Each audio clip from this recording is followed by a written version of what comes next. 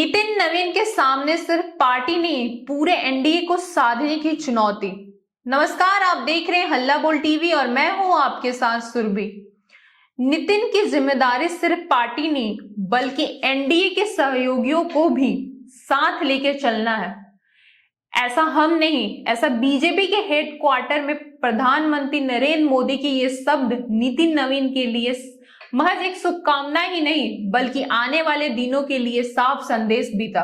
BJP के राष्ट्रीय अध्यक्ष के रूप में नितिन नवीन की ताजपोशी कई मायनों में ऐतिहासिक है।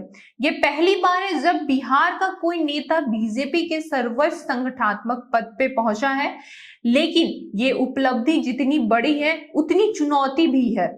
बीते 2 दशकों में बीजेपी बिहार में नीतीश कुमार के चेहरे का सत्ता का हिस्सा रही है। 2025 के विधानसभा चुनाव में बीजेपी सबसे बड़ी पार्टी बनकर उभरी है और उसके पास पहली बार अपना मुख्यमंत्री बनाने का वास्तविक अवसर है। ऐसे में नितिन नवीन की भूमिका सिर्फ संगठन मुख्य की ही नहीं बल्कि बिहार की राजनीति के भविष्य को भी दिशा देने वाले नेता बन जाती है। हालांकि तत्कालीन रूप से नितिन नवीन के सामने बंगाल विधानसभा चुनाव सबसे बड़ी जिम्मेदारी है, लेकिन बिहार की सियासत उनके लिए कहीं ज्यादा जटिल और संवेदनशील चुनौती बनकर खड़ी है। नितिन नवीन के सामने 3 बड़ी चुनौतियां हैं। पहली चुनौती, बिहार में अपना मुख्यमंत्री बनाना। आधिकारिक तौर पे एनडीए के सभी घटक दल आज भी नीतीश कुमार को अपना नेता मान रहे हैं, लेकिन नीतीश कुमार की उम्र और सेहत को लेकर लगातार चर्चा जारी है। राजनीतिक गलियारों में यह माना जा रहा है कि बंगाल चुनाव के बाद बिहार की सत्ता में बड़ा बदलाव संभव है। सूत्रों के मुताबिक इस बदलाव की तैयारी सिर्फ बीजेपी नहीं बल्कि जदयू के भीतर भी चल रही है। इसी कड़ी में नीतीश कुमार के बेटे निशांत के राजनीतिक को लेकर रणनीति बनाई जा रही है। अंतिम फैसला हालांकि नीतीश कुमार के हाथ में ही होगा। नितिन नवीन के पास दूसरी बड़ी चुनौती एनडीए के आंकड़ों का खेल। मुख्यमंत्री पद पे दावे को मजबूत करने के लिए सहयोगी दल की भूमिका बेहद अहम है।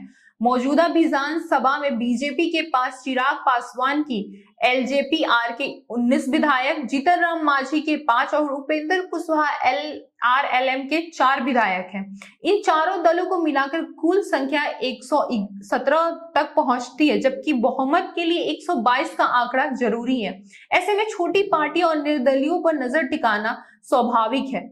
तीसरी और सबसे कठिन चुनौती नितिन नवीन के लिए यह है कि बीजेपी के भीतर एकता बनाए रखना।